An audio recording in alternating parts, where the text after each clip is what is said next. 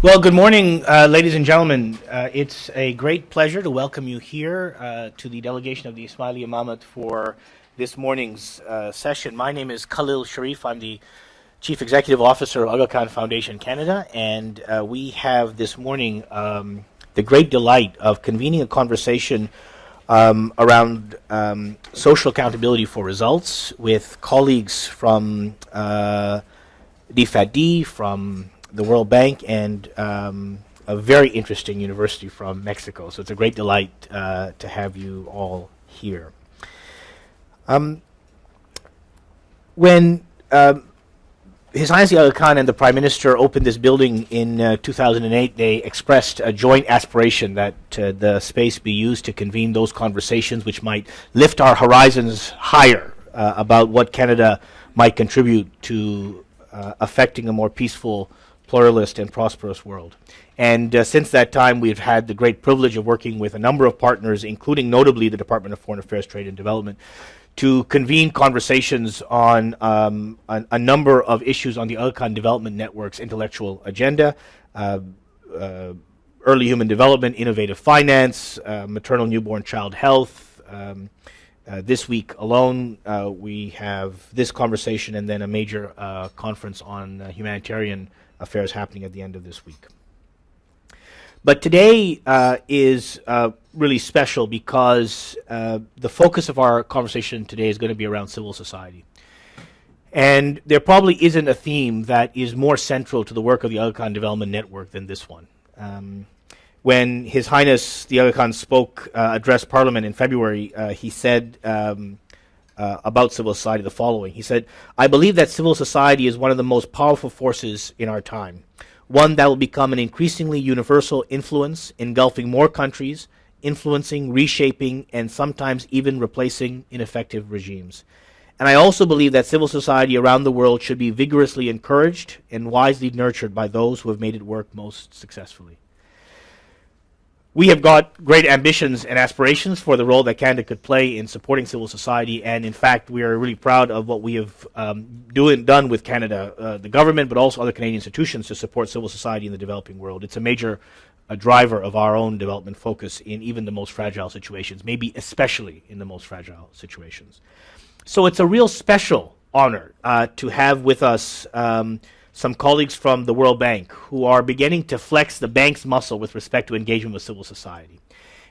This has not been something that the bank has developed historically, but we're seeing today a new posture and a new readiness to engage, and it's very, very exciting. And so it's a delight to be able to convene here with some of our colleagues from the World Bank to talk a bit about this and to have a bit of a discussion about what those directions they should take. But before I introduce our panelists, what I'd like to do is ask Paul Sampson, who is the Assistant Deputy Minister for Partnerships in Development Innovation at the Department of Foreign Affairs, Trade and Development, to join us and offer some introductory remarks. So Paul, over to you.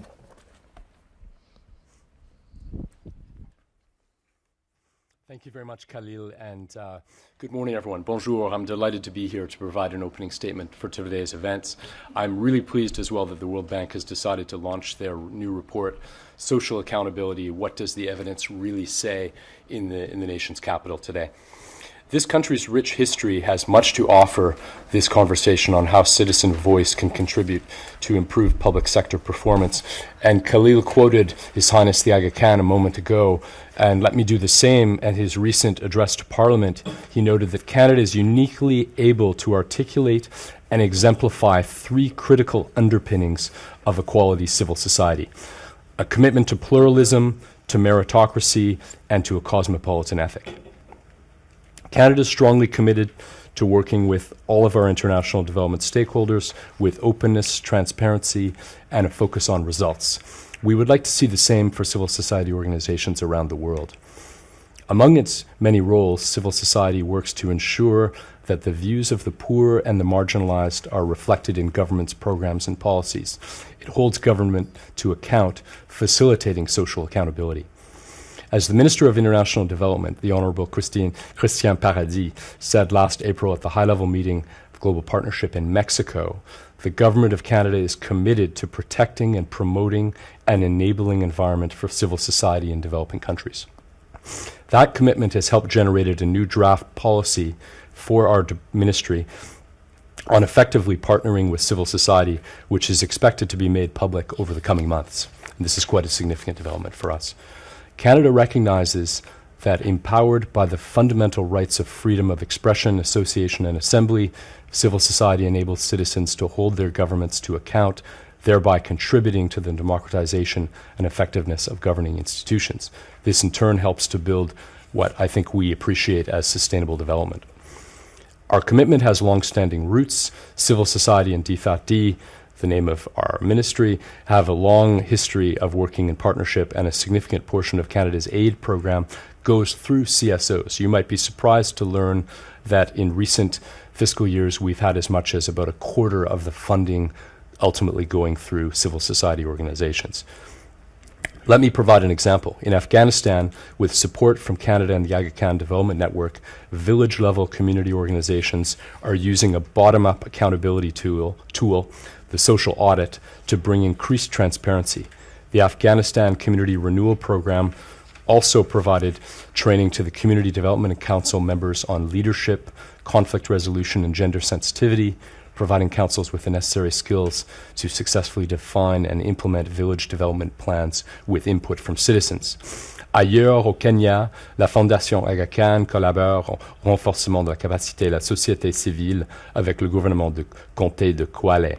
Grâce à son programme de partenariat pour le développement humain en Afrique et en Asie, la Fondation met à preuve des solutions technologiques pour augmenter l'engagement du public par les entreprises de téléphones cellulaires et obtenir les commentaires des citoyens avec les technologies du service à message court, SMS. These two examples of innovative approaches for social accountability are from our relationship with the Aga Khan Foundation of Canada, which is appropriate given today's venue, but there are also hundreds of examples with other partners that I could give. Not only does Canada support country-level innovations, we have also worked to ensure an enabling environment for civil society in developing countries through many international fora and agreements. A case in point is the Department's leadership role in the Community of Democracies Working Group on Enabling and Protecting Civil Society. The Community of Democracies is an intergovernmental coalition established in 2000 to bring together governments, civil society, and the private sector to strengthen and protect democratic institutions. The working group, created in 2009 and chaired by Canada, has helped to coordinate diplomatic actions to counter legislation that excessively risks civil society around the world, and we know that there have been some tendencies in that direction. Going forward, DFAT-D plans to continue to build effective partnerships with civil society dedicated to international development and humanitarian assistance in Canada and in developing countries. Collaboration is essential, learning from each other's experiences to gain a better understanding of what works and what doesn't. That's why we're here today, to discuss and share ideas on how to strengthen civil society. I look forward to hearing from the various panelists on how best to collaborate and enable the work of civil society organizations as we all strive together for better development outcomes. Thank you again for the invitation to join you today. Thank you. Thank you, Paul, both for your remarks and I think for your leadership at the department on all things civil society, which have been really important and inspiring. So thank you, Paul. Okay, so this is how we're going to proceed. Let's get into this. We've got three excellent, thought-provoking, eloquent speakers, just to keep expectations low. And so what we're going to do is I'm going to invite each of them to make a presentation, and I'm not going to come back in between. So I'm going to introduce you all three now, and then you guys come up one by one. And then once we've heard from all three of them, we will have a bit of a discussion that will include you and our folks, wherever they may be in the world, on our webcast audience. So the three people who we're going to be hearing from this morning are as follows, and I'm not going to belabor introductions because you've got them all on your seats. Suffice it to say, they're all of distinguished and eminent pedigree.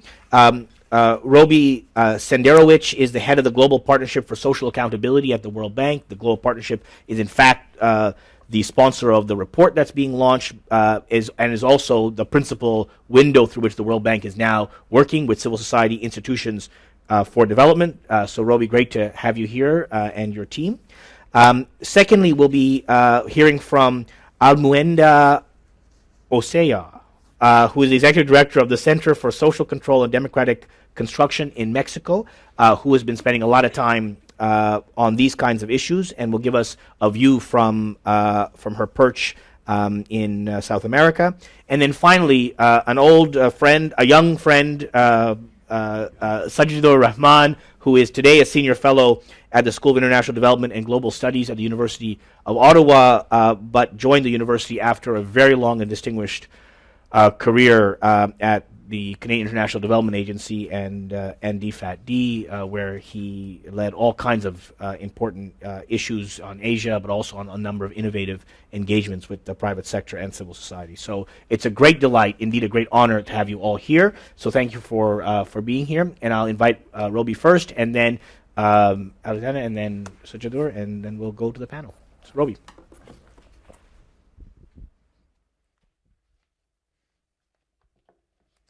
Thank you, Khalil, and good morning, everyone. How are you doing today? Yeah, cold? Well, not yet, not yet. Paul says, wait and see. All right, so it was minus 16 in the morning. For an Argentine like me, that's a bit cold. But thank you, everyone, for being here, and thank you especially to the foundation, the ICANN Foundation, for organizing this together with the Ministry of Foreign Affairs of Canada and the GPSA. Very important for us to be here today. And let me just, I'll speak for about 15 minutes, and then Almudena will continue, but tell you why we are here today and why we are discussing these issues today. About 2 years ago, the World Bank Group, which is basically a cooperative of countries, we have 188 owners or shareholders, these are the countries of the world, decided to create something new for development. And they created this GPSA, or Global Partnership for Social Accountability, with the vision of becoming the third arm of the World Bank Group. So we are known for giving support to governments and also to the private sector to do something that we call the International Finance Corporation, IFC, but we didn't have any dedicated capacity within the World Bank to engage directly with citizens and civil society organizations. And I think that this came after the realization, and Andrew Clark here, who is your representative, is the Canadian representative at the board of directors at the World Bank, so almost like an ambassador before the World Bank. Well, not quite the representative, but an advisor. Senior advisor. So he was there at that moment. So the countries that own the bank had to discuss this idea and see whether this was a good idea or not, to put our own money. But because we are a bank, we don't have money. The money is the money of the shareholders, so the money of the countries, and give this money directly to civil society organizations. So governments like the Canadian government were very interested about this proposition. They wanted to go for it. But other governments in the World Bank were not so happy about this, because if you think about it, it's giving their own money to civil society organizations to monitor what governments do. So it's not the typical World Bank proposition, let's say. But this did fly, and it was approved by the board of directors, and we created this new partnership.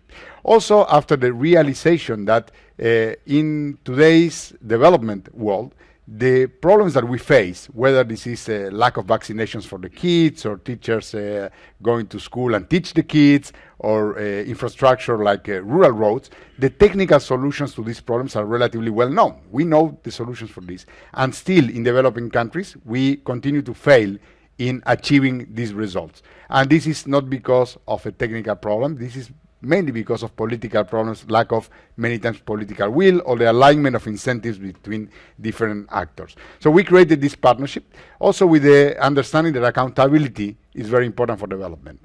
Before this session, we were discussing with Khalil, why is this about accountability? Only about accountability. And we believe that accountability is a very important element. So when, let me just give you an example. A few years ago, maybe 40, 50 years ago, it was very fashionable, very trendy to organize a number of social experiments, right? So the University of Palo Alto was known for this type of work, California Palo Alto. And one of the experiments they did was to put a camera in the men's bathroom, okay, one of the public bathrooms, and see what happens after, guys like me go to the bathroom. Before leaving the bathroom, what is that they do? And the experiment was to see if men wash their hands before leaving the bathroom. The result was the following. When you had somebody in the bathroom at the same time that the individual was finishing his own business, the frequency of washing the hands was much higher than when the guy was there alone. So, in other words, when we are being watched, and we know that we are being watched, we change our behavior. So the idea with the accountability angle of this work with civil society is that when institutions in society, and not just public sector institutions, but all institutions in society know that they are being watched, and watched by citizens themselves, they tend to change behavior as well. So we don't behave in the same way as where there is no accountability. And we want to see change in behavior, because development is about changes, and changes in behavior, making sure that we can eradicate poverty in the world. This is our mission, and making sure that prosperity can be shared in a much more equal way. So after 2 years of working with this, we started to see some shifts in the paradigm about working with civil society and supporting civil society organizations directly. Many of these shifts are reflected in this report that we are launching, this paper that Paul was referring to, what does the evidence really say about social accountability? Because when we started doing this work, a lot of this was about, as we call it, a faith-based approach to social accountability to civil society, which is, we do believe that is the right thing to do. Nobody's against citizens. Let's support the capacity of citizens. Let's invest in the capacity of citizens. They will know what to do, and things will be better for everyone in development. But we didn't have or feel like we had all the evidence to actually back up this proposition. So, we commissioned this paper. Jonathan Fox from American University wrote this paper, collecting the evidence that actually existed, showing that, there is a new paradigm emerging on which social accountability under very certain circumstances and approaches does work. So very briefly, I want to talk about these 5 shifts in this paradigm. So number one is moving from the traditional approach. Now it sounds like traditional. It was not that traditional 10 years ago, of political economy analysis. This is trying to see the underlying issues that affect the provision of services, for example.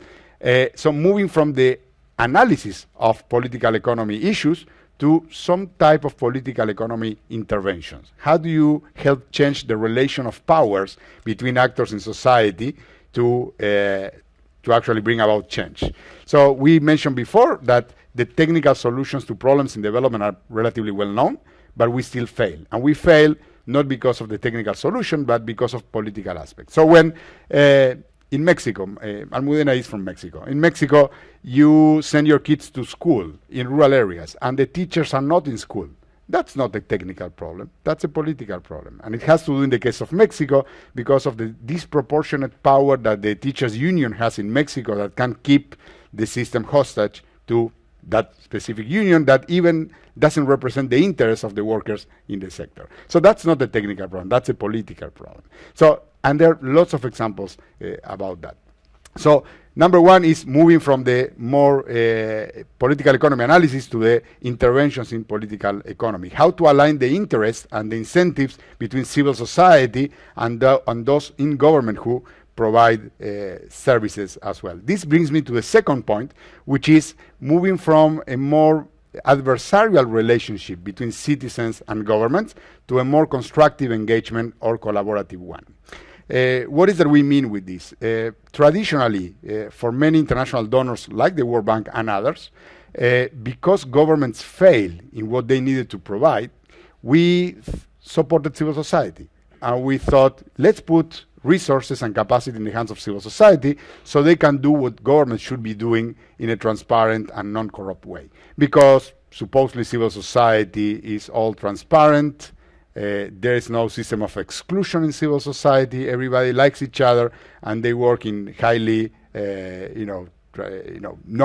non-corrupt ways and pure ways, as Almudena is saying. This paradigm that actually governed this field for many years, it's showing that it's not holding water. It's not working very well.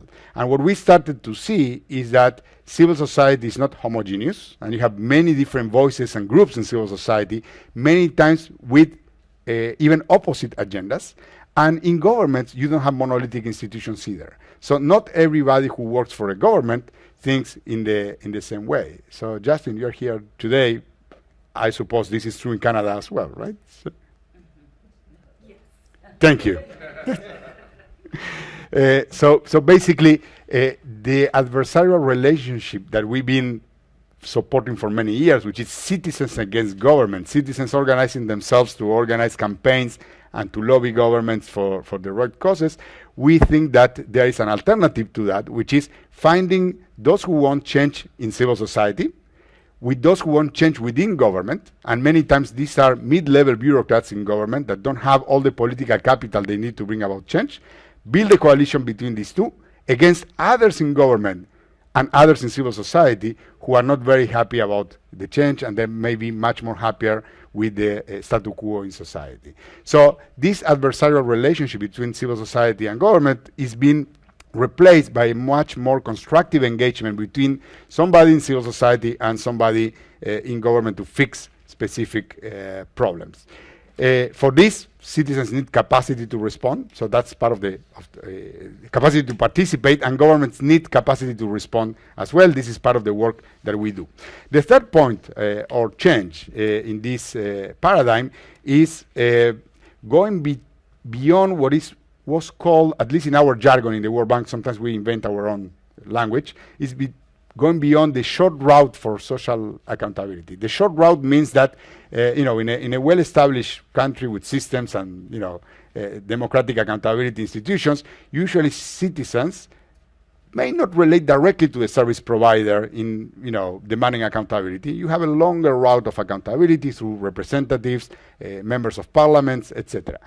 In 2004, the bank published a report. It was called Making Services Work for the Poor, in which we defended the idea that the short route of accountability was very important. For citizens to relate directly to the doctor, for citizens to relate directly to the principal in schools, to make sure that accountability worked at that level. And there are many examples that was beneficial, but we are now seeing a trend in going back to the longer route of accountability. This means making sure that the accountability institutions on the state side become more effective. So it's not the role of citizens just to keep government officials accountable, it's the role of public sector institutions. For example, the supreme audit institutions in the countries, the office of the ombudsman or ombudswoman in the countries, the parliamentary system in countries that have that system, to keep the other parts of government accountable. So the question is how social accountability, how the participation of citizens can give information to these other institutions to do, to perform their role. Fourth change that we see is what we call the alternative sustainability models. For many years, the support to civil society has been based on grants that organizations like yours, Paul, give to civil society directly, or like yours. The Aga Khan Foundation also gives grants to civil society organizations, or the World Bank. Now, the question is this sustainable? Can we think about alternative models for funding civil society organizations beyond the typical grant-making process? We are working on that now. Number one is making sure that we don't replicate the tradition of pilots. We do believe that there is some sort of pilotitis in society. It's an inflammation of pilots. We do more pilots and pilots, and many times we don't sustain these pilots or scale up these pilots. Number two is trying to see alternative sources of funding, and we are doing two things. One is exploring this with the private sector. How is that the private sector can benefit from social accountability? Let me give you an example. We are partnering now with a couple of companies. One is Philips, the other one is Nestle. The one of Nestle is an interesting one. They do produce their products in countries where they also buy their inputs for the product. So one example is they buy coffee beans, coffee beans in Colombia. For that, they work with the producers of coffee, they train the producers invest, they harvest the coffee beans, the company is ready, they send the trucks to pick up the coffee beans, but the roads are not in good shape. And the company cannot be responsible for maintaining all the rural roads in the country. So the question there is, can social accountability help the government fix the roads so the company can reach the producer, get the coffee beans, and if this works, companies will be making more money, and part of that money, we believe, should go back to the communities to regenerate this type of social accountability mechanisms. The same about the the public sector. An example we have from the Dominican Republic, in which citizens helped implement a reform for the procurement of medicines. Last year, through the consolidation of the procurement of medicines, they saved $25 million in 1 year. That's a lot of money for a country like the Dominican Republic. Shouldn't part of those $25 million go back to civil society so they can continue engaging in civil society monitoring of public services? So these are the type of things that we are doing. There is a paper we are publishing in 2 weeks, actually. Olive is in charge of that, about sustainability models for civil society organizations. Finally, the issue of trust in public institutions. This is the frontier line in terms of analytical work now for many of us, not just within the World Bank, but the question is how we can increase levels of trust in society. Trust is very important in society. The example I always give is the one of the traffic lights. How many of you drove this morning to come here? Okay, all right, so you drove in the morning, and when you saw a red light, what did you do? Stop. When you saw a green light, what did you do? You sped up, okay? Because you knew that the guy coming from the other side will stop, because first the traffic light will work in a coordinated way. So your green was his red, okay? Second, you knew that if the other person saw a red, will stop. You had some level of trust there. So society works well when there is trust. In other countries in which I lived before as well, if you see your green light, you don't speed up. You have to slow down to see if the other guy is going to respect the red light. Because if he doesn't, then there's going to be a crash. And because of that, everybody slows down, or you have a number of accidents. Both of them at the same time many times. So societies need trust. So the question is, can social accountability, this relationship between citizens and authorities, build higher levels of trust in society for well-being, for well-functioning society? So let me stop there. I can tell you more about the GPSA, how we are structured. We do give funding directly to civil society organizations. We do have a component on knowledge. This activity today is part of the work we do on knowledge. The paper we publish is about the knowledge component. We do have a partnership component. We have today more than 200 partners that have joined the GPSA as global partners, as we call them, all the way from all the international NGOs to local community-based organizations, to universities like CIESAS in Mexico, to the private sector, companies, to other multilateral or bilateral agencies. And we also have a very strong capacity building component, because it is not true that civil society is well equipped to deal with these issues. They do need investments in capacity as well. So thank you very much for your attention, and I'll be happy to engage in questions later on.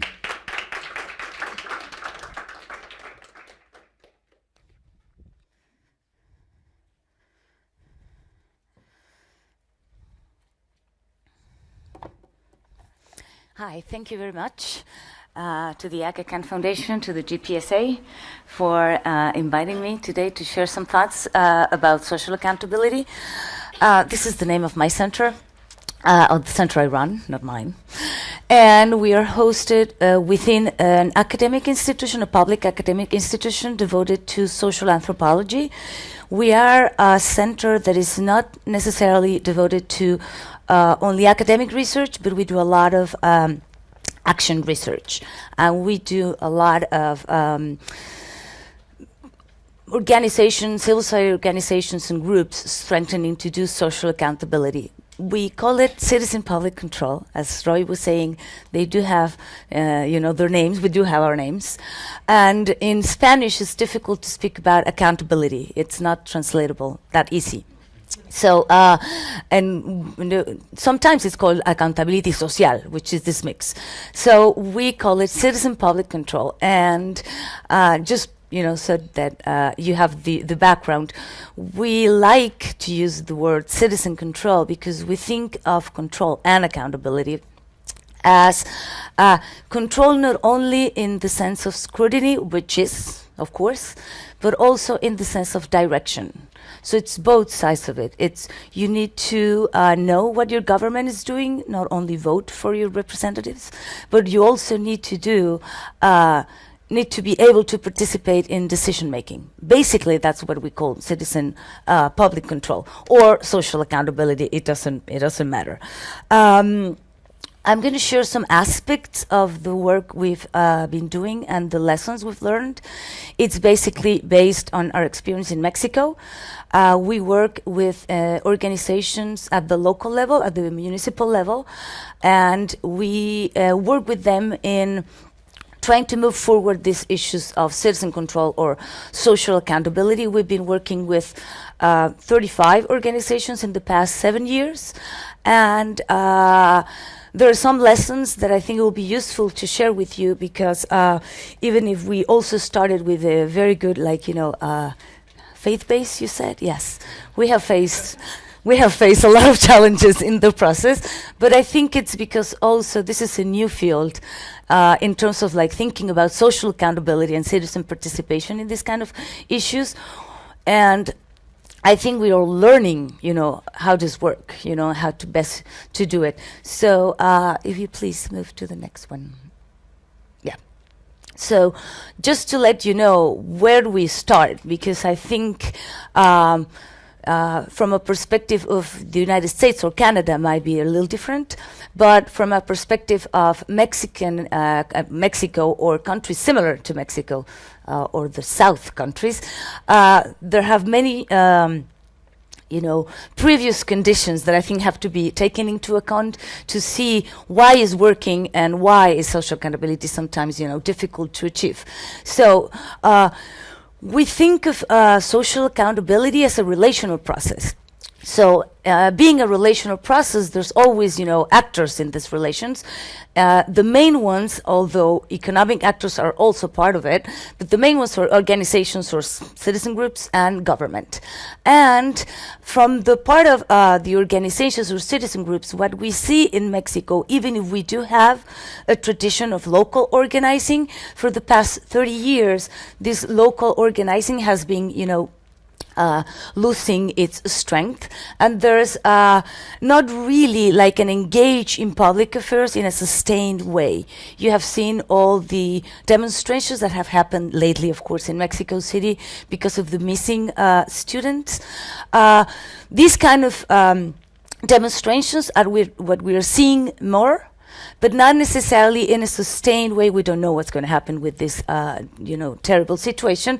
But in many other areas or arenas in Mexico, you might have these demonstrations to stop certain things, but not necessarily to continue, working vis-a-vis government to define, any public actions. So there's a strong culture of clientelism. I don't know if this is clear. Clientels, yes. It's not only that the government, of course, promotes this kind of culture. It's also that it is within the Mexican, way of relating to government also. So also for the groups that are trying to mobilize citizens, it's very difficult because they are facing this kind of challenges. If you don't give me anything in return, why should I participate in social accountability? It's difficult, your liver, is going to be sick, because you're going to be, so angry, yelling at government and follow up on government. And then why? You're not giving me anything in return. Government or, candidates are giving me things in return, right? So, and the other thing is there's, so scarce opportunities to participate that once, you are participating in any of these, groups, or that you have a social accountability initiative, people tend to capture those spaces. So they are replicating the same, logic that the government is doing. So it's not an easy, it's not just because you're civil society and you're pure and you want to do social accountability, it just happens. You are facing your own community, limitations. And then there is, of course, knowledge about what's going on in your community and what are your issues and your problems, but it is not automatic to know that there are, public, problems and how do they translate into government. There's very scarce knowledge of how government work within citizens. So social accountability needs to be very well focused. Otherwise, you're targeting not the right, institutions and persons. This might seem like very obvious. In the field, it's like that, right? In working with government, with citizens, it's exactly like that. You're asking federal government for things that your municipal government should be solving. So federal government doesn't pay any attention to it. And then on the side of government, it's no surprise, it will come as no surprise to you, there's no interest in open spaces for citizen participation. I was in the previous administration in government at the beginning of it, and it was clearly a shift, and not opening these spaces, or just having these spaces as more like simulation for citizen participation. Citizen participation is a trend. It's going to solve all our democracy problems. So, as government, we should, promote citizen participation in public affairs. So we do, right? We have laws in Mexico about it. All citizens can participate in public decision making. It's very well written, but in practice, it's a strong simulation. So. Not only a simulation, but because it's simulation, or maybe part of it, public officials or authorities do not have the capacity to handle participation. So even if you promote it, then you don't know what to do with the inputs of certain participation. And then I think, and this is the most important issue in Mexico, regarding social accountability, is we are working within a very weak public accountability system. Like the government accountability, the public accountability is very weak. We have several problems with our rule of law. So there's no consequences, to any irregularities done by any, officials or government. 93 or 94% of all, ¿cómo se dice denuncias? Accusations, complaints go unresolved in Mexico, 93 or 94%. So, in that context, advancing social accountability, it's difficult, People do not necessarily believe that we're going to be, getting any results because there's this lack of consequences. It was supposed to be a complement to the public accountability system. If that accountability system is weak, there's no way only citizen accountability or citizen control can, make that, system work. Can we go to the next one? Okay, so some of the challenges, and I'm going to go fast. And I'll just speak about two examples that we have been, working with. But some of the challenges working in social accountability within this context that I think can be related to many other countries. Because we're very excited about social accountability and engaging people, in this kind of practices. Sometimes I think we are kind of generating this artificial demand, right? There is, it can be thought as a trend. There's money for it, right? 10 years ago, for example, in Mexico, there was nobody talking about it. No money or no funding, no granting. And now there is. We ourselves do some granting. And so we have to be very aware that sometimes because of that dynamic, we're generating this artificial demand. This artificial demand is not useful because what we see is that there are very discrete, specific initiatives. So the focus continues to be on a project. Once the project is done, nothing happens. I mean, sometimes it happens, but that's very limited in time and in scope. We believe that we need to move towards process, but not generating a social accountability process, but building on an existing process, which means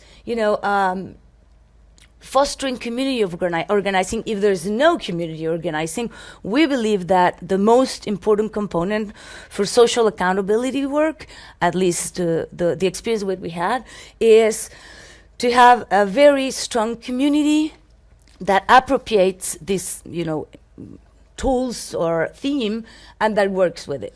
So it's not that the social accountability per se is going to move forward many of the issues. It's community organizing and contesting and working in whatever issues they've been working for a long time, using social accountability as an additional tool or mechanism to strengthen whatever demands they've already had. But it's not just building from zero. It doesn't, at least in Mexico, it hasn't worked. We have to build from something specifically. And some people have told me, yeah, but what happens if there's no community? Well, you have to build that. Or you have to try to, or you have to work with the ones that are living in these communities to build that kind of thing. Otherwise, for us, and sorry to be so blunt about it, but it is, we have seen it's not working, A lot of organizations are trying to engage, like, for example, beneficiaries of, like, social programs. The organization is trying to move forward an issue on social accountability vis-a-vis the government. And they are trying to engage beneficiaries, but beneficiaries are not interested. So, they are used as labor, basically, to do, exit surveys or so on in the project. So, there's no appropriation of anything, The project ends, bye-bye. Because they didn't ask for it, they didn't want to, And we continue to repeat that again and again and again. As you know, in international community, this is one of the things that we tend to repeat. Like I said, it's this community capacity building, it's to be thought as one alternative to participating in a public decision making. I think social accountability initiatives or citizen control do allow people to know better the government, and then by knowing better your own government, have more structure, like arguments and demands, whenever you want to interact with government. And then the third aspect, or fourth, I don't know which one, will be this sectoral, national, territorial, local articulation. We're seeing very fragmented initiatives, even if they are community-based. The next one, please. Okay, what we see is there's a lot of emphasis in intermediary civil society organizations. By that we mean organizations that do not have a base. It's more like think tanks or like technical organizations.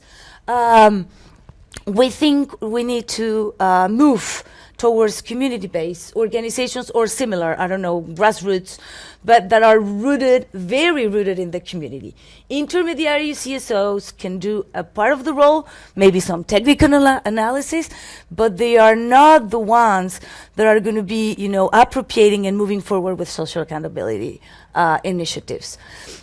And the next one I think is very important because I think it's natural. We've been focusing on these initiatives that have that are constrained to public supply of goods and services. We're working within the frame that it's already existing, right? Whether it's good or bad. We're not trying to, or organizations and cities are not trying to change that. It's a good starting point, but it needs, for us, I think we need to evolve to real contesting these models of socioeconomic development, to really participating in public decision makings, not just fixing.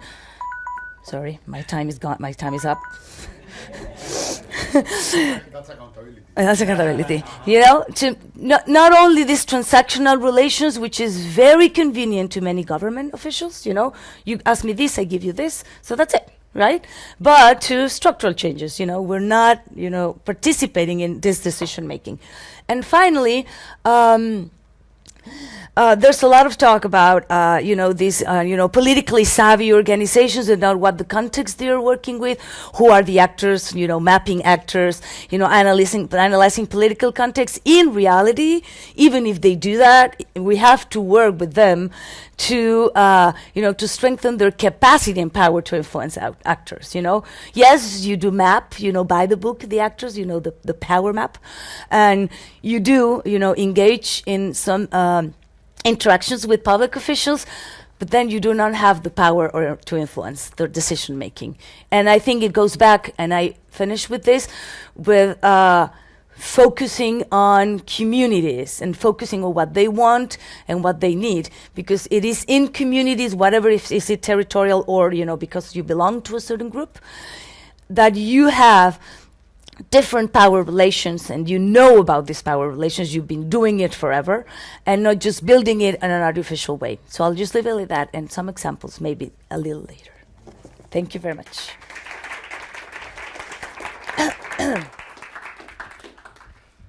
So, first of all, thank you for inviting me to part of this panel.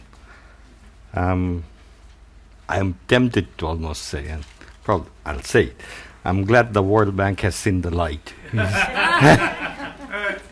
This is a practice that's been a long-standing practice in bilateral organizations.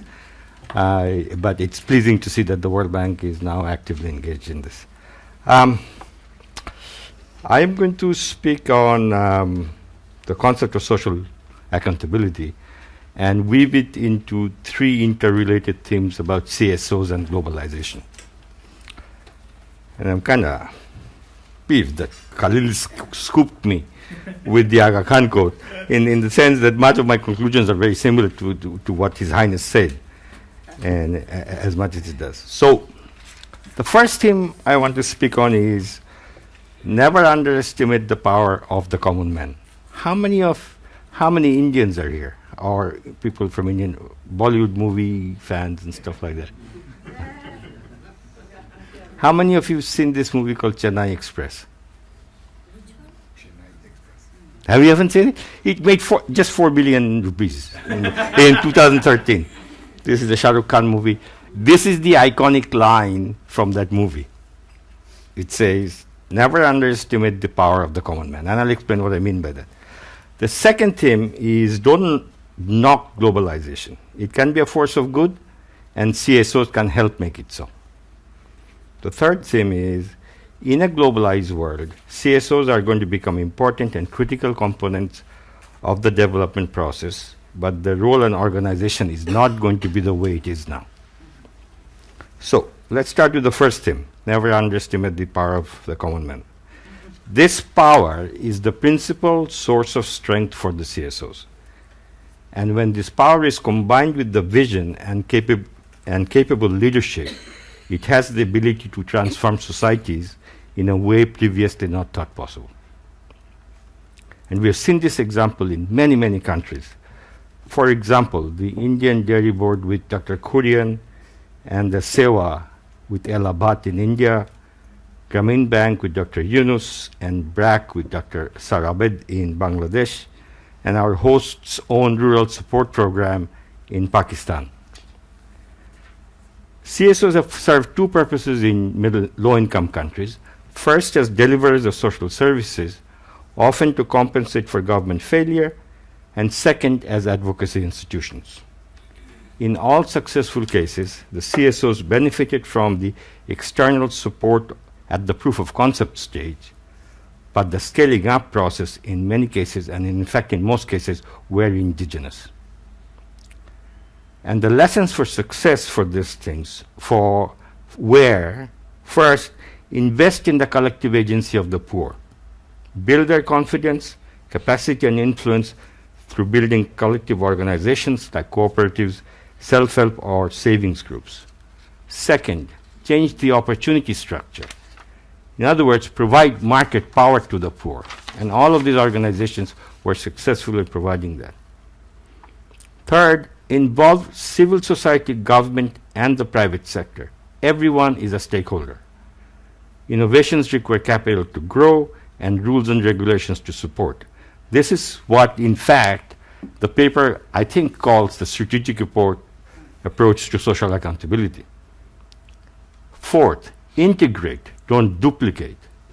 In other words, never create parallel organizations. All it does is it creates efficiency losses. The next one is follow principles, not models. Know your clients, build champions, build systems and processes, and encourage participation and innovation. Finally, focus on the intangibles like values, ethics, trust, self-esteem, self-confidence.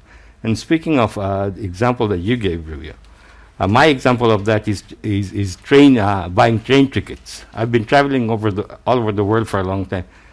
And if you've been in India in the 70s, when I started first going there, and you wanted to buy a train ticket, everybody jumped over everybody else to get the ticket first because they were not sure they're going to get the ticket.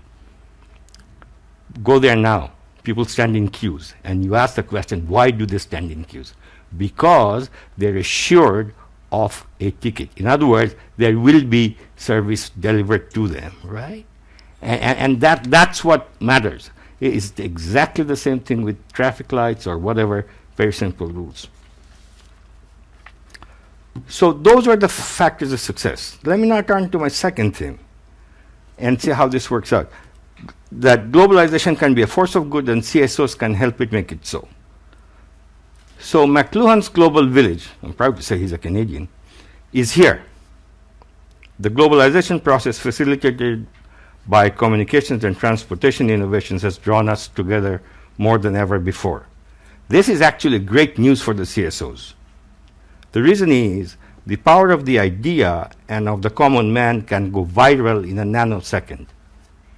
The Ice Bucket Challenge, the Global Environment Coalitions, Arab Spring, Occupy movements, microcredit, expanding and promoting girls' education are all examples of how simple ideas can galvanize global mass movements that can result in beneficial actions for humanity.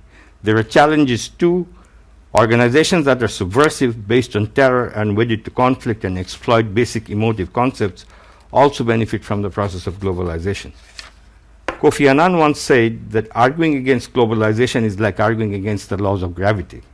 What he was talking about was the inevitability of the globalization process. The world would get closer whether we like it or not. The question is whether the gains from globalization will be appropriately shared and whether we can ensure that it will meet the needs of the present without compromising the ability of the future generations to meet their own needs. For those of you who don't know the last quote, shame on you. I'm pretty sure most of you do. The challenge for CSOs is how to turn the forces of globalization into forces of good. There is no question that state institutions will gradually weaken as global integration increases. However, the nation state is not about to be replaced as the primary instrument of domestic and global governance, but it is increasingly being supplemented by other actors like the private sector and the CSOs in a complex geography of power. More governance activities will occur outside the box, represented by capital of nation states than ever before.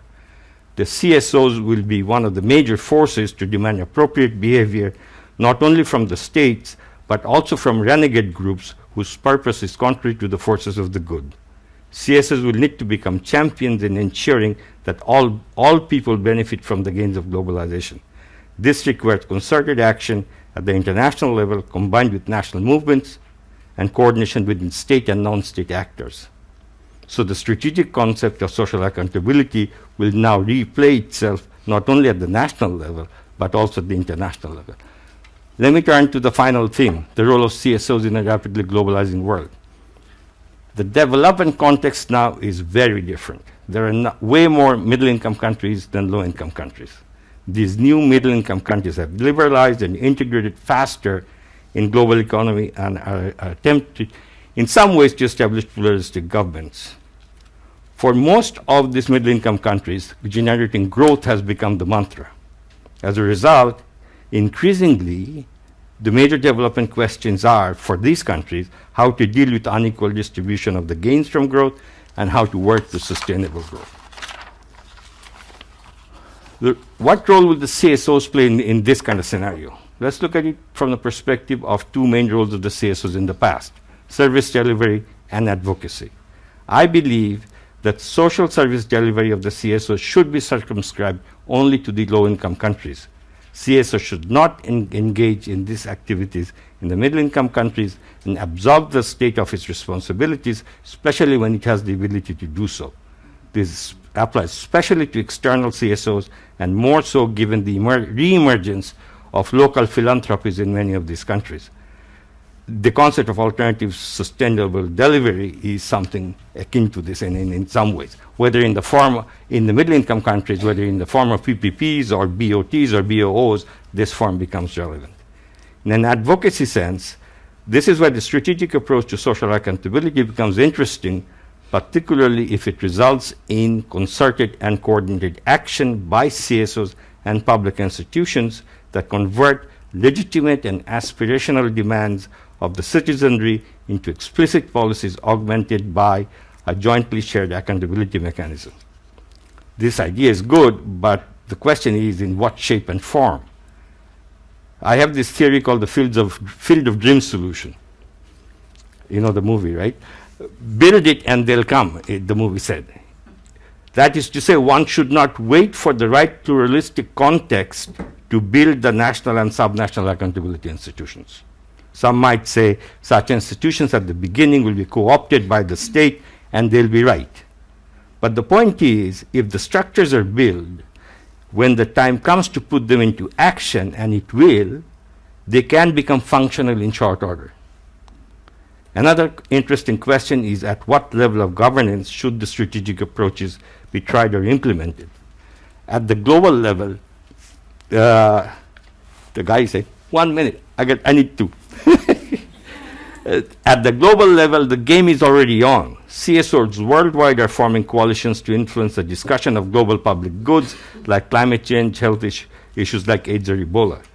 At the national level, CSOs will have a role in pushing for strengthening national accountability systems, for example, the Auditor General's offices. They will also have a role in monitoring and reporting that the growth process does not result in inappropriate distribution patterns and unsustainable practices. These roles will become particularly important in the middle-income countries. At the sub-national level, the most important determinant to achieve systemic gains in social accountability will be the extent of devolution responsibilities and delegation of fiscal authorities for revenue generation and distribution. I speak from experience on this. For example, Canada has been successfully involved in supporting capacity building of district-level governments since the 90s in the Philippines, and later in Indonesia following their decentralization of power. These projects had built-in stakeholder processes explicitly involving CSOs to prepare, for example, district strategic plans and budgets, and in partnerships to provide social services. Let me end by coming back to my three themes. 1.5 minutes, right? First, never underestimate the power of the common man. The role of the CSOs is to galvanize this power into producing common good. This goal is constant whether we are operating at the global level or at the local level. Second, in a globalized world, CSOs will have to become the major forces to demand appropriate behavior not only from the states but also from renegade organizations. Third, in a globalized development landscape, CSOs are going to be important and critical, but their roles at the global, national, and subnational levels will be different. In a nutshell, advocacy and facilitation functions will become more major roles than service delivery, especially as the developing worlds become more middle income. Thank you. That's all I had to say.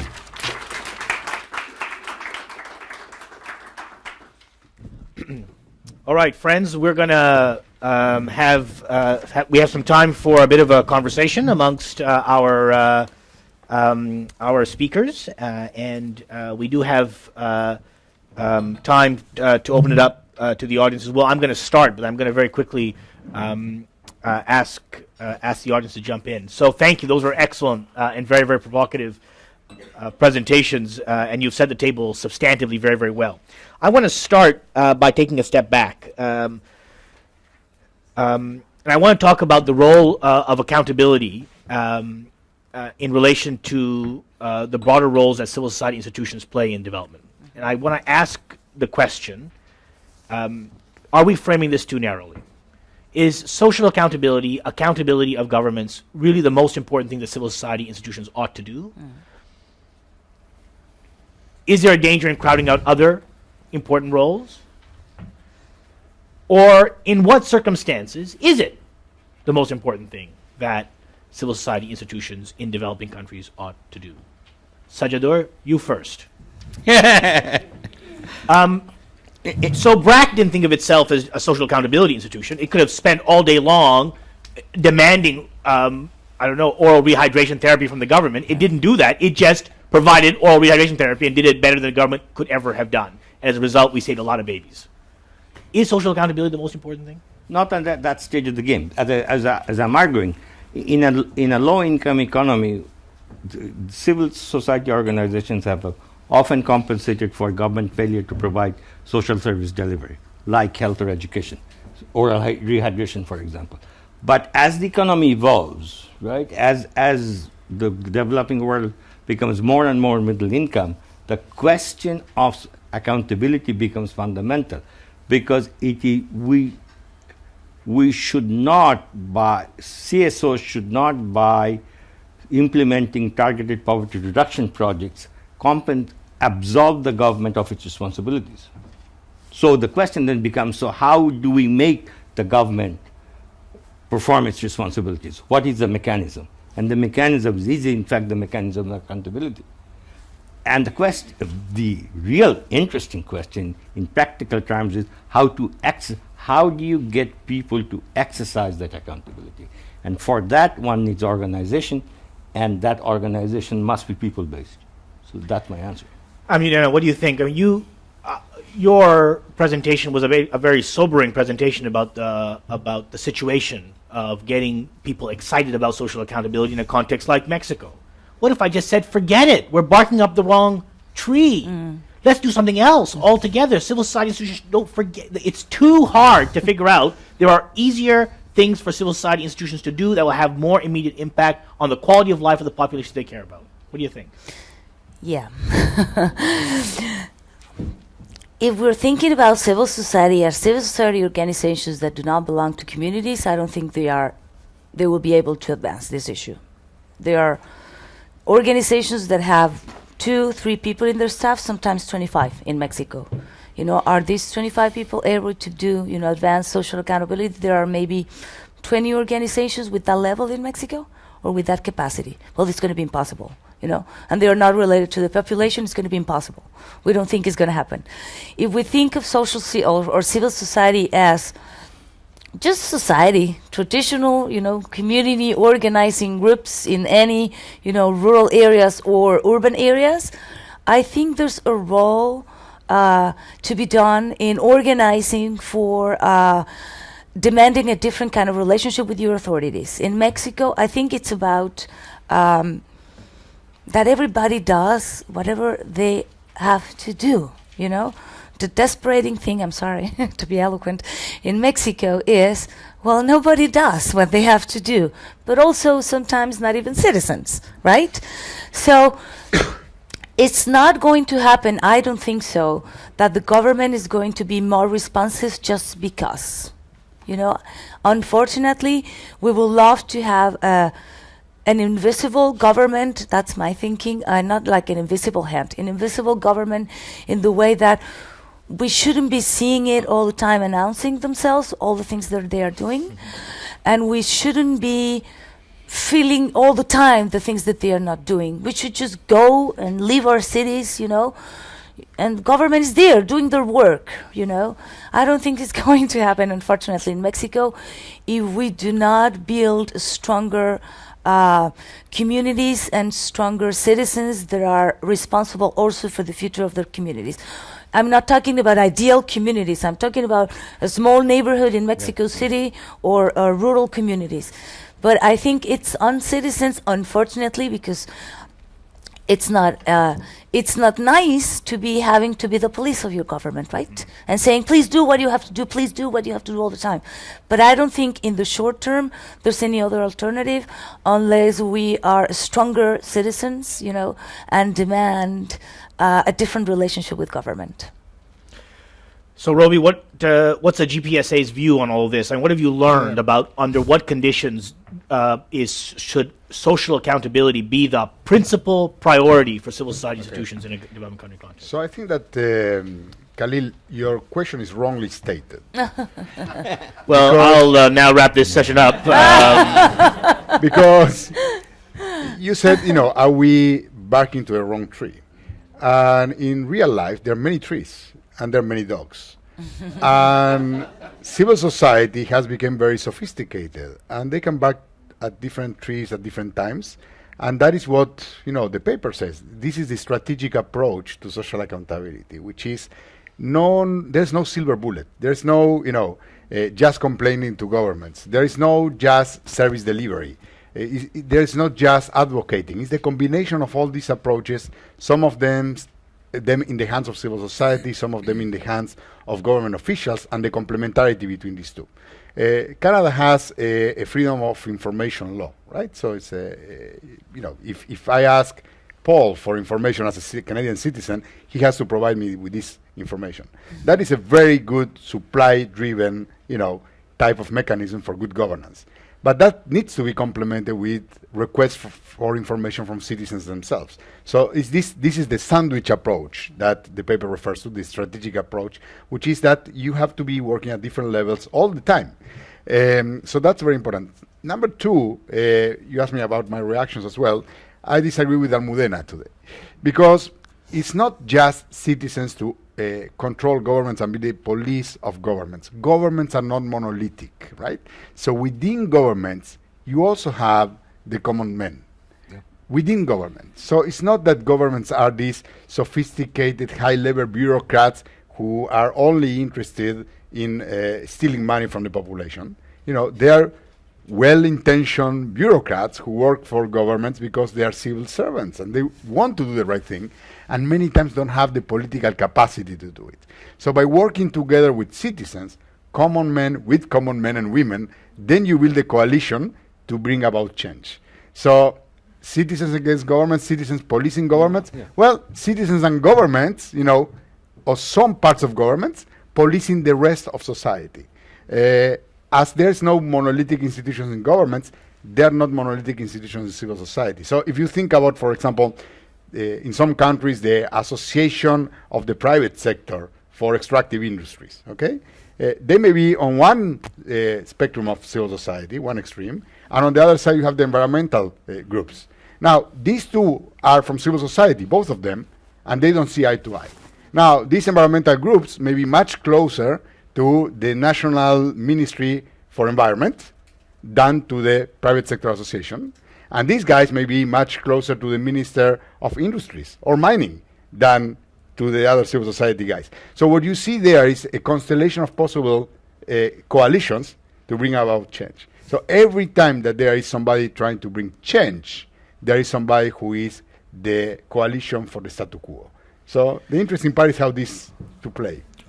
Great. That's a good way to launch. Let's open it up. I'm going to ask all of you in the meantime to start thinking about a practical example that suggests the promise or the perils of what we're talking about here. So one part, we're going to get to it before the end of our time together. But let's open it up for questions, comments. Yeah. So stand up. A mic is coming your way. Stand up. Introduce yourself. And if you ask a question to Sajidor, you have to start with a movie reference. Hi, my name is Kate Higgins. I've just joined an initiative called the Data Shift, which is being incubated by Civicus, an organisation based in Johannesburg.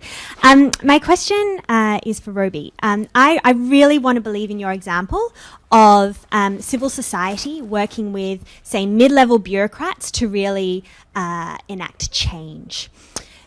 My concern about that is even when you have extremely competent, extremely well-intentioned mid-level bureaucrats, often they don't have the capacity or power to make things happen.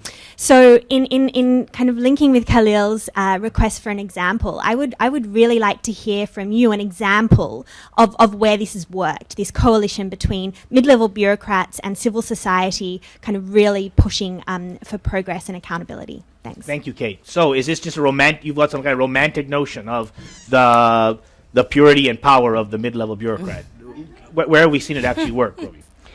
So it's not a romantic thing, and it's not a marriage. It's a marriage by convenience, and it's not forever. And it works on very specific instances where there's a problem to be solved in some very well-defined temporal horizon, right? So a couple of examples. In Bangladesh, okay, the Secretary of Local Government, this is like the decentralization bureaucrat, very concerned because they give block grants to the subnational level. So decentralization is big in Bangladesh, but accountability is not big. So you give the money to the subnational level, but these guys don't know what the money is used for. So what they ask us for is help in building the capacity in civil society to monitor the use of the funds, make the information public, but also give the information to these government officials at the central government, so they can impose sanctions when needed. So that's an example. Another example is in Malawi, where they made lots of progress in getting kids to school. I'm coming from a developing country as well. That's very important, coverage. Now the kids are in school, the teachers don't go to school. What do you do about that? So the Minister of Education needs to face the teachers' union every year, salary increase discussions, etc., doesn't have enough information because the system systematically lies about every teacher being in school. So now 2 organizations are working with SMS, reporting when the teacher comes and leaves. That information is made public, but also given to the Minister of Education, so she can negotiate with the teachers' union with complete information. So that is working. The Dominican Republic, the last example, the example I gave before, they've been trying to do this consolidated procurement of medicines for years, and they knew how to do it. They had the capacity to do it. Now, they didn't have the political capacity to implement this because the pharmaceuticals were against this, okay? And even the Association of Pharmaceuticals, a civil society organization, against this. Now, people came together, we supported them, established an observatory for this. They monitor not the procurement processes, but the establishment of the aggregated procurement process. It worked, implemented, they saved $25 million. So again, when our experience is that public sector officials see this much more clearer than civil society organizations. They know how to engage in political activities. They know how to leverage their political capacity with the voices of others. Civil society organizations many times fail in doing that. Other questions, comments? Sure. Yeah. So I'm going to sort of throw out one of my pet theories. See, the thing is, in ex-colonial states, the administration has never become one of independent state, right? You take any colonial, post-colonial state and look at the administration. It is just a mirror image of what the administration system was during the colonial era. Why does that matter? Why that matters is because it changes the institutional characteristic of the administration, right? So you're in a colonial construct, you are no longer the servants of the public, but the public are your servants, right? So the question of accountability becomes radically different. So in a scenario like that, do not expect to find the level of cooperation that he's talking about. You will not, because the institutional characteristics, never mind the intentions of the official itself, of official himself or herself. The institutional characteristic is not going to allow that. But you can find champions, and that is the role. You can find champions you can nurture and work with to fulfill those kind of responsibilities. And you want examples? Just lots of them, yeah. Well, let's open it up for other questions, comments, reactions. Jackie. A mic is coming your way, but stand up and introduce yourself. On the chair. I'm joking. Okay, thanks. So my name is Jacqueline Wood, and I want to thank you all very much for your excellent and interesting presentations. I guess I really want to express appreciation for, I haven't read the report yet, what I'm understanding is going to be in it, in as far as this idea that what did you say? There's no silver bullet. That is a strategic approach, and I seem to recall, I don't know, trying to advocate for that within former CETA as well. We need to accept that things are sometimes going to be messy, and that can be a strategic approach, right? And it is a little bit along, what you said, Sajjad, about intangibles are really important. So I don't know, maybe you would have, I think it's a multilateral institution, perhaps you have a real luxury of being able to say that and maybe operate that way. And maybe you'd have some advice for bilateral donors who are more challenged to go with the messy, where they've got there's a strong emphasis on the results that are concrete, they're not messy, they need to roll things up, and maybe you have some advice on that. And then this is one of my old lines of argumentation that I'd like to just put forward to Sajjad is, while I appreciate your intervention around the fact that civil society should perhaps not be supported to do service delivery in middle-income countries, especially where there is government capacity, I always like to take us back to, well, Canada is a pluralist country, and I know that His Highness perhaps sees pluralism in a more multicultural, multi-religious perspective, but I like to talk about pluralism as institutional pluralism. And we don't realize how, in this country, for example, civil society organizations are doing a hell of a lot. You'll have to now sit down. I said His Highness in that word in the same. A lot of service delivery. If I think about the the University of Ottawa is it's a civil society organization. The Heart Institute that put in the stent, my father, the Civic Hospital, my community organization that's doing local cleanup every spring. There's a lot of it going on, and so I would be hesitant to say let's suggest a model for developing or middle-income countries that we don't, at least in Canada, the U.S., and I think also across other sort of traditional DAC countries, government doesn't do it all. Yes, we have really strong regulatory frameworks that enable, hopefully, civil society to be engaged. So that's it. Great. Thanks a lot. Two good pointed questions. So first, do you have a luxury to be messy in a way that bilateral donors do not have? I mean, this may not be very, very clear logic models, results frameworks that you can be held accountable for this whole thing, especially if you take the strategic rather than tactical approach to things. What do we have to learn about how to manage this in a way where the messiness is not just an excuse for poor performance? Yeah. So we need to follow our results framework and produce results and all that in the same way. Okay. But I think that what we learn by being a multilateral organization, the countries learn themselves, is that this can be a messy business, but if you don't do it, it can be messier. And I don't think it's by coincidence that the board of directors approved this in the context of the Arab Spring. Because in these countries that were very close politicized, societies where participation was not the name of the game, they saw that citizens, if they don't become part of the solution, they become part of the problem very quickly. So messiness is accepted, but something that we do as a multilateral organization is ask countries to accept this model and ask us to operate in their countries. So we ask them to opt in to the GPSA, and so far we got 40 countries all over the world, governments who said, we would like you to come to my country and provide money directly to civil society organizations, up to $1 million each. And we got 40 countries, all the way from Mexico and Colombia in Latin America to Yemen, Jordan, Morocco. These are monarchies, Morocco and Jordan, to Belarus in Europe, to Indonesia and Bangladesh, a number of countries in Africa, from Togo to DRC Congo. So really a diversity of countries that they see this as part of the solution. And because I think that the key here is that it's not just about the rights-based approach to development. We do believe that citizens have the right to participate, but that is a means, not the end by itself. So when you share this with governments and you explain to them that this can be part of a solution for a problem that they want to fix, then it's something much more palatable and digestible for governments. I'm going to ask both of you to think about this second question, and maybe I'll start with you, Almudena, even though you didn't make the point. How do you respond to this whole question about the CSO's role in service delivery in these complicated contexts? I mean, Mexico is, I think, a good example of that, and we kind of suggested in the question off the top around the competing or differing roles of civil society. I mean, what have you learned in Mexico about this question?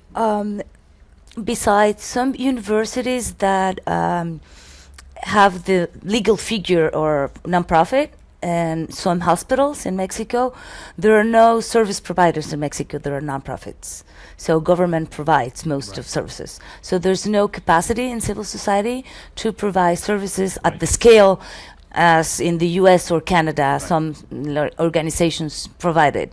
So I don't think it will be any, it wouldn't be feasible anytime soon to strengthen this group either if they wanted to do it. I wouldn't say that that's the best role for civil society organizations in Mexico either.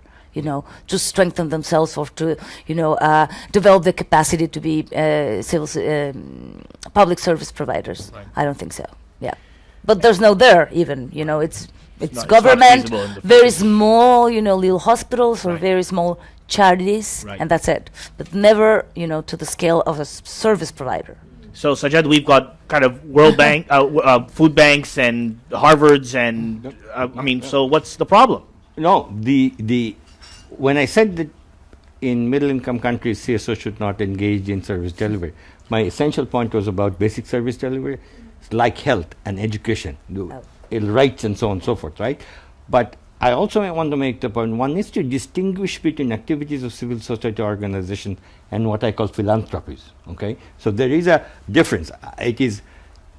And we should remind ourselves that for example, in China, there are now 300 billionaires. In India, the number of billionaires exceed 100. In most of these middle income, philanthropy is an age-old process in most of these countries. And it is re-emerging at this point as a major force in many of these countries in terms of providing the types of services that she's talking about, right? And you've seen this firsthand at the Aga Khan and so forth. And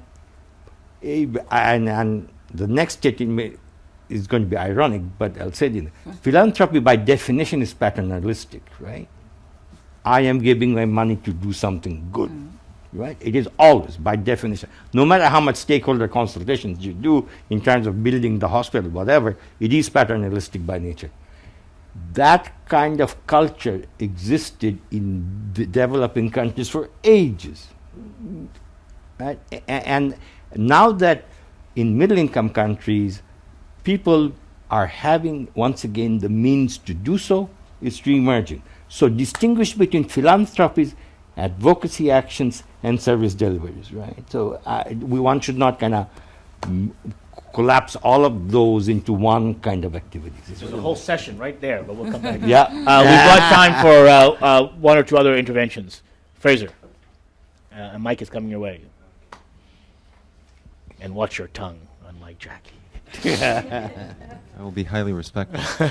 I'm just wondering if you could talk a little bit about maybe situate your presentations within the current context of an increasingly disabling environment for civil society. We hear about shrinking space. You talked about how the Banks Initiative was a response to the Arab Spring, how you're trying to take a little bit more of a political economy analysis, looking at power. But the legislation and the policies that are in place to enable civil society to do all of these things, the shift towards which I see is important, the short route of doctors and teachers is important, but the long route of politicians and MPs and legislators is also important. So where does this sort of response from the bank fit within the context of there being less space for civil society to do all of these things, or citizens to do all of these things? Maybe if there's one more thought or question before we start up right here. Right beside you. There you go. Jean-Louis. Jean-François Tardif, I work with civil society in the developing world precisely to push political accountability through the results model of creating political will from the basis up. And what I see when I work with groups in Kenya, but but I've also seen it in Mexico and other groups. And more is the fact that power is devolved to states, to counties, and to subnational entities. And it is a trend. And we've had that trend in Canada. We like the school boards and the regional administration of this and that. But what we've noticed is it fragments civil society in a way that it's very difficult to organize civil society oversight in 47 counties in Kenya. It's difficult even for the government, as someone was pointing out, to have oversight over the monies transferred to those 47 counties. And I just want to know if you've seen that trend, if it's precipitated the need for greater emphasis on civil society, and is it indeed a bigger challenge that we have to face? Great questions. So I'm going to ask the two of you to think about the second question while I get Roby to talk about the first one. So there are movements afoot around the world, Roby, where the space for civil society is shrinking, collapsing, and under threat. Situate the GPSA in that context. I mean, do you see this as a response to that shrinking space? Is it just is this a way for the governments who are doing this in any case to just show that they're not shrinking the space, but actually, well, they are? I mean, how do you relate to that? I think this has to be with the messiness of the field. There's no clear answer for all countries, but I see three elements on which we engage in this shrinking space in many countries, right? So number one is that by building the capacity in civil society to deal with very concrete problems that are not that threatening to central powers, these capacities can be transferable to other, spheres in public life as well. One example we have is in one country in the former Soviet Union that is part of the GPSA, and they said, we want to be part of this. It's not well known for high levels of democratic governance. They said, let's do a call for proposals on the quality of municipal services given to the population. So that's not very threatening. Now, if you engage with citizens working on the municipal services, maybe monitoring, the collection of trash, okay? That capacity that they need to organize themselves, to monitor, to engage with public authorities, etc., can be used for other agendas as well. So then you can contribute to changing the environment as well. The other instrument that we have in the bank is not the GPSA. The bank is a bank. We also do lots of lending. And so this is not the only intervention that we can use. So Fraser, for example, we have an instrument, it's called development policy loans. These are budget support to countries that come attached to some policy actions that countries want to embark on. And this is the result of years sometimes of policy dialogue we have with countries. In some of these DPLs are called, budget support operations, we put some of the actions that government need to do in terms of opening up information, making budget transparent, a number of these type of things that somebody in government want to support, that civil society can benefit from. So it's not the GPSA that we use for that, are other instruments that we have in the bank. So, decentralization, is it true that there's an actual irony at the heart of this? In bringing government closer to the people, we're actually fragmenting accountability and making it further away from the people? What do you think? Well, I think there are both trends, decentralization and centralization in Mexico we're seeing, right? A lot of responsibilities at the municipalities.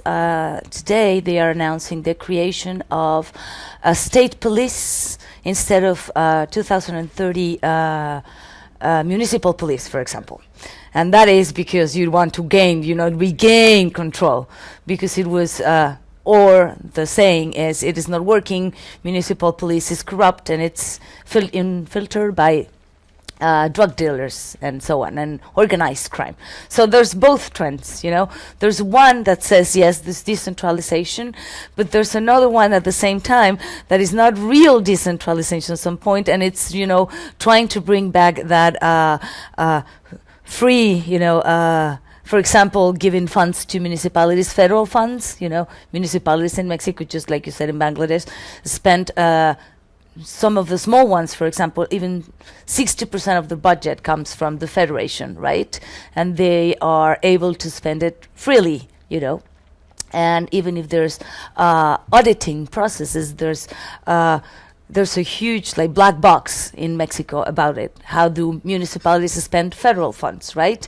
And yes, it's being very complicated because then you are supposed to be monitoring something that it's federal funds, but then you have it at the very basic level, and people do not really know what's going on at their very municipal level with government.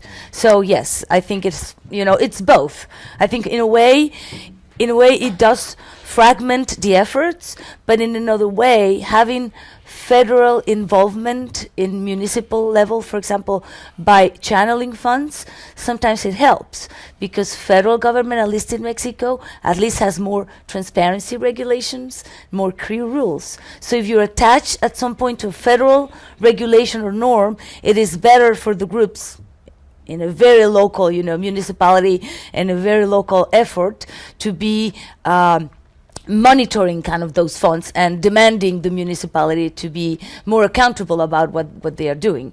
So I wouldn't think it's not like one way or the other. I think it's a mix, and it depends on the issues sometimes that you're dealing with. Right. Sajad? Let me start with an axiom, right? Bringing power to the people is good, by definition. The closer you can bring the power to the people at decentralized levels, the better off people are. Why? Because it's easier to establish accountability systems at a decentralized level. Two things happen in decentralization, generally speaking. One is the central governments devolved responsibilities. So they will devolve responsibilities of delivering social services like health and education. But they will not, in most cases, devolve fiscal authority. They will always retain fiscal authority. Eh? And that's their source of power. So that's how they will control. In Indonesia, it's even more interesting because of the worry about separation.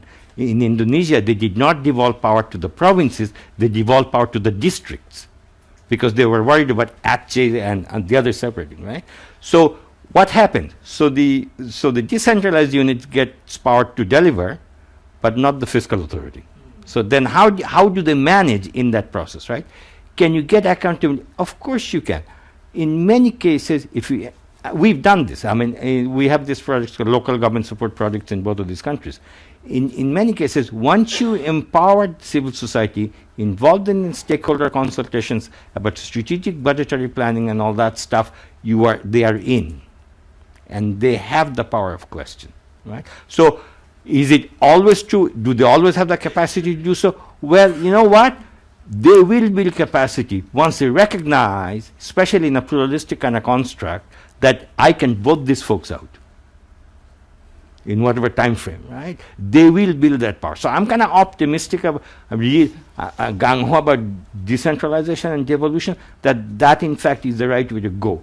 But I can't resist a comment about that. In fact, I would go the other way. I would encourage civil society to go where no people is gone before kind of stuff, right? To the threatening scenarios. That's right. Yeah, there you go. Good show. Because that's where they need to go.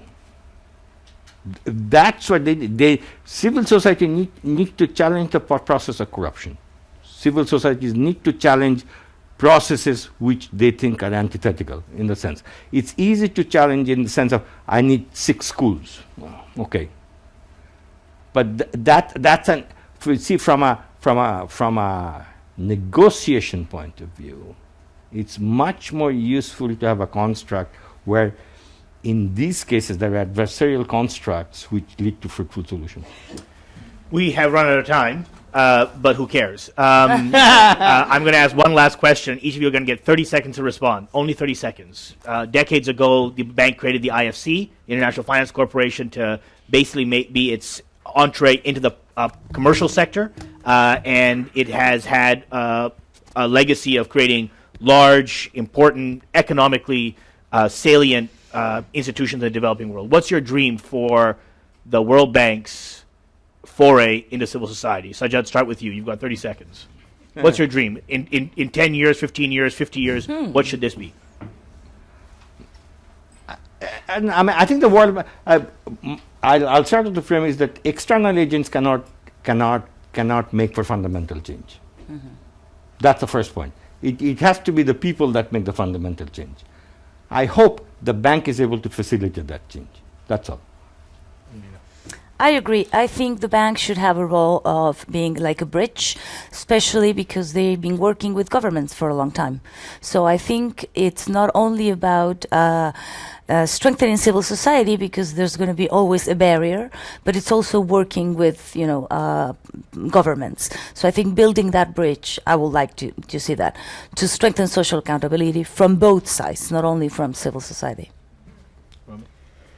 First of all, yeah, I think that this part was the most interesting part. Talking about my presentation, at least, this was way more interesting than my presentation before. So, thank you for that. I think that the future is about consolidating and strengthening the partnership itself. So we are the secretariat of a partnership. We don't claim to be the owners of this. We want the partnership to keep growing. You asked a question about what is that bilaterals can do with this. Bilaterals, when needed, they can use the partnership and the platform to invest in this type of agenda in countries where bilateral aid may not be that welcome. And some of our partners, like Finland, for example, is putting money into this because they want to do that.